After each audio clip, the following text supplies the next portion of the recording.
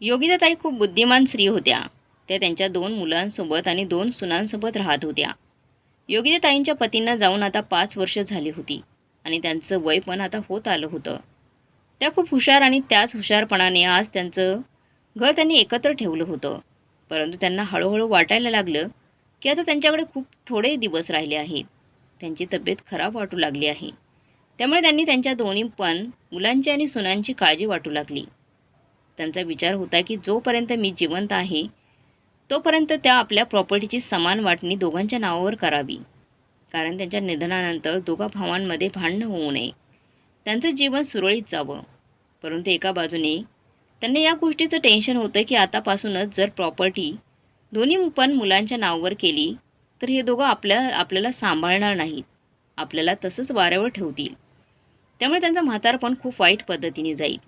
परंतु ही एक सामान्य गोष्ट होती. परंतु त्या प्रॅक्टिकल विचार करत होत्या. जेव्हा योगिताताई विचार करत होत्या तेव्हा त्यांची मोठी सून त्यांच्याकडे चहा घेऊन आली.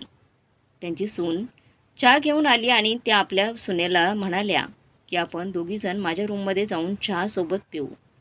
लहान सून तेव्हा मार्केटवरून भाजी आणायला गेली होती. मोठी सून आणि योगिताताईंच्या रूममध्ये आल्या. योगिताताईंनी त्यांचं कपाट उघडलं आणि मग त्यातून त्यांनी आपल्या मोठ्या सुनेला एक सोन्याचा नेकलेस दिला आणि तिला म्हणाल्या की तू हे ठेव आणि तू छोट्या सुनबाईला ह्या नेकलेसबद्दल काहीही सांगू नकोस. कारण कारण का मी हा नेकलेस तुलाच देणार होते. कारण कारण तू माझी खूप सेवा करतेस, माझी खूप चांगल्या पद्धतीने काळजी घेतेस. मोठी सून सोन्याचा हार पाहून खूप खुश झाली आणि ती विचार करू लागली की सासूबाई खरंच माझ्यावर किती प्रेम करत आहेत आणि तिने गुपचूप मला हा सोन्याचा हार देखील दिला आहे. दुपारच्या वेळी जेव्हा मोठी सून पार्लरला गेली होती तेव्हा योगिताताईंनी आपल्या छोट्या सुनबाईला त्यांच्या खोलीत बोलवलं आणि तिला पण सोन्याचा एक नेकलेस दिला आणि म्हणाल्या की मोठी सून घरात नाही आहे, तिला अजिबात ही गोष्ट सांगू नको की मी तुला हा सोन्याचा नेकलेस दिला आहे. कारण का हा हार मी तुलाच देणार होते. कारण तू माझी खूप काळजी घेतेस, मला जीव लावतेस. जर तुझ्या मोठ्या भावेला कळालं तर की मी तुला हा हार दिला आहे तर ती घरात हंगामा करेल. त्यामुळे तू गुपचूप हा हार घे आणि कुणाला काहीही सांगू नकोस. लहान सून पण खूप खुश झाली. कारण का तिला वाटले की सासूबाई माझ्यावर किती प्रेम करत आहे, मला सोन्याचा नेकलेस दिला. त्यामुळे असं झालं की आता दोघी पण सुना आपल्या सासूबाईंची खूपच काळजी घेऊ लागल्या. त्यांना खाण्यापिण्याची सगळ्या प्रकारे त्यांची काळजी घेऊ लागला. असे दिवस चालले होते. घरात आनंदाचे वातावरण होते आणि कोणाचे भांडण तंटाणसुद्धा नव्हते. एके दिवशी योगिताताईंनी पुन्हा छोट्या सोनेला आपल्या रूममध्ये बोलवलं आणि तिला सोन्याच्या बांगड्या देत म्हणाल्या, ही बांगड्या तुला ठेव. ह्या बांगड्या मी तुझ्यासाठीच आणल्या होत्या आणि या बाबतीत तू मोठ्या सुनबाईला अजिबात काही सांगू नकोस, तुझ्या मोठ्या जावेला काही सांगू नकोस. बांगड्या पाहून तर छोटी सुनबाई उड्याच मारू लागली. तिला खूप आनंद झाला. कारण का त्याच्या आधी तिने कधीच सोन्याच्या बांगड्या तिने घातल्यासुद्धा नव्हत्या आणि नीट पाहिल्यासुद्धा नव्हत्या. योगिताताईंनी तिला गुपचूप त्या बांगड्या दिल्या आणि नंतर मोठ्या सुनबाईला सुद्धा असंच एके दिवशी रूममध्ये बोलवून तिलासुद्धा सोन्याच्या बांगड्या देऊन त्या सोन्याच्या बांगड्या दिल्या आहेत ते छोट्या सुनबाईला सांगू नकोस म्हणून सांगितलं आणि वॉर्निंग देत त्यांनी सांगितलं की हे सांगू नकोस. त्या म्हणाल्या की मी सुद्धा तुझ्यासाठीच या बांगड्या आणल्या आहेत.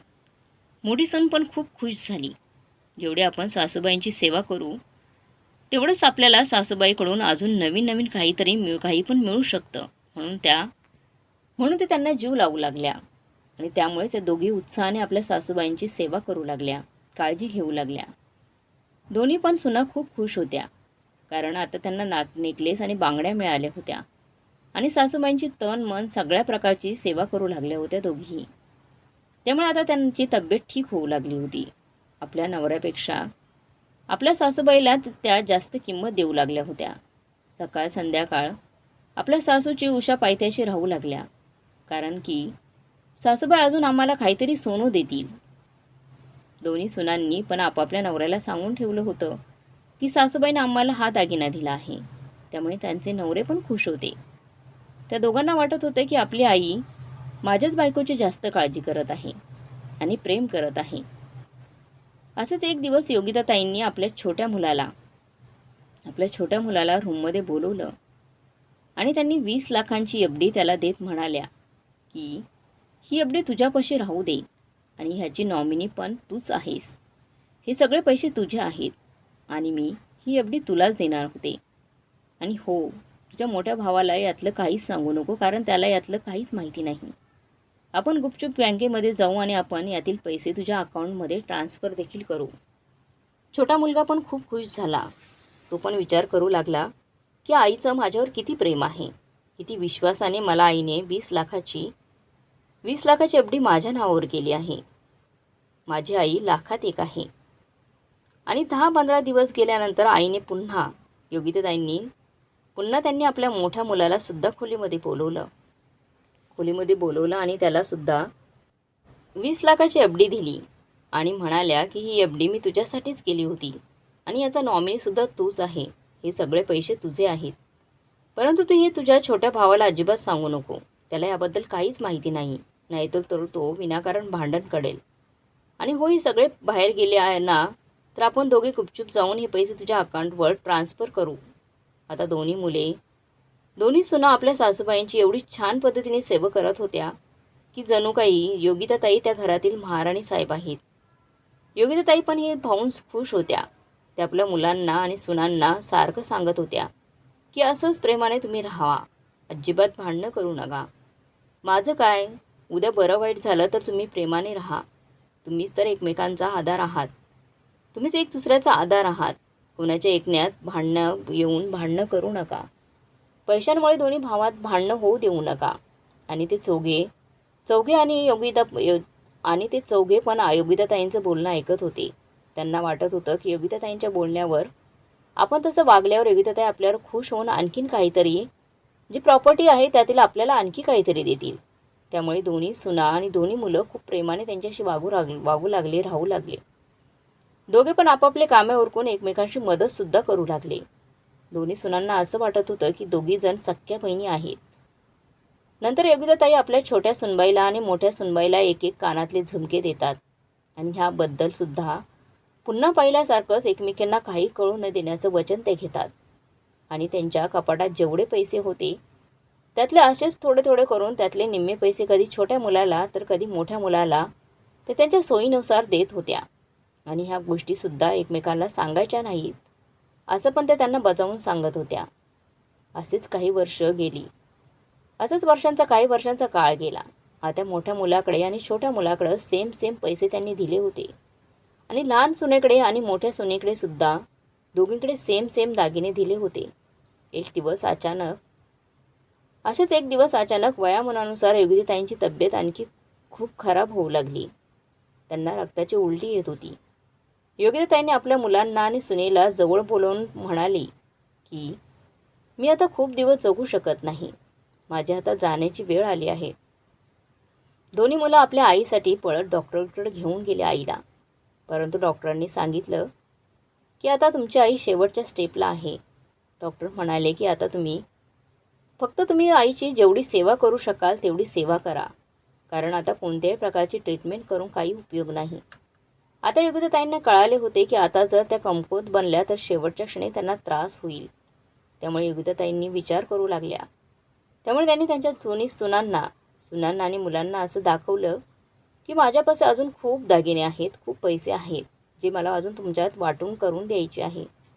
त्यामुळे असं झालं की दोन्ही मुलं आणि सुना खूप छान पद्धतीने योगिताताई यांची काळजी घेऊ लागल्या. त्यांचं पालनपोषण करू लागल्या, कारण की जो कोणी जास्त काळजी घेईल त्याच्यासाठी योगिताताई बक्षीस देत होत्या. काहीतरी भेटेल या आशेने त्या आजीची काळजी घेऊ लागल्या.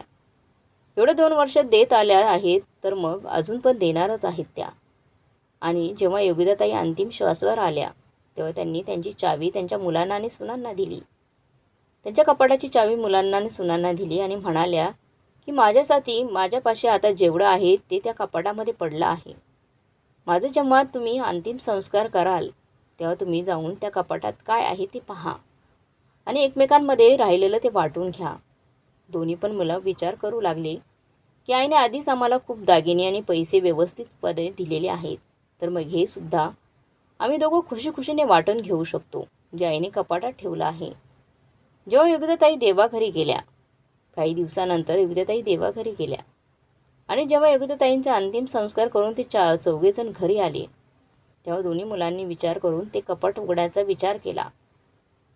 चौघे पण खूप खुश होते, कारण का आधीच खूप काही त्यांना मिळालं होतं. त्यामुळे ते आनंदाने ते कपाट उघडू लागले. आई आम्हाला किती माया लावत होती. जेव्हा त्यांनी कपाटात उघडलं तर तेव्हा त्याचं कपाट, आईचं कपाट रिकामं होतं, परंतु घराची काही कागदपत्र त्यामध्ये होती.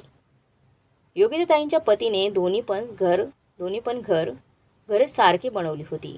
त्यामुळे ते दोन्ही पण घराचे कागदपत्र त्यांच्या तिजोरीमध्ये होते. एका घरात ते राहत होते आणि दुसरं घर त्यांनी भाड्याने दिलं होतं आणि त्या भाड्याचे पैसे योगिताताई घेत होत्या. तिथे त्यांनी एक पत्र पण दिसलं. पत्र उघडून ते पत्र वाचू लागले. त्या पत्रात लिहिलं होतं, आईन त्याच्यात लिहिलं आहे की जे लिहिलं होतं ते वाचून सगळेच अवाक झाले. त्या म्हणाल्या की मी जोपर्यंत जिवंत होती तोपर्यंत माझ्यापाशी जेवढे पैसे आणि दागिने होते ते मी तुमच्यात व्यवस्थितपणे वाटून दिले आहेत. दागिनेसुद्धा मी माझ्या पद्धतीने दोन्ही पण सुनांना वाटणी करून दिले आहेत आणि दोन्ही पण मुलांना एफडी एकाच किमतीची दिलेली आहे.